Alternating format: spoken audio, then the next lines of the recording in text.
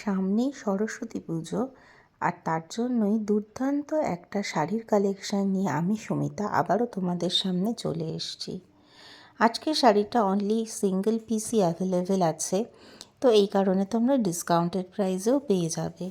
Semi organza ওপরে all over silver thread দিয়ে কাজ করা শাড়িটা খুবই সুন্দর, এবং তোমরা যদি এটা একবার পরে বেরোও সবাই কিন্তু একবার হলেও তোমাদের দিকে দেখবে।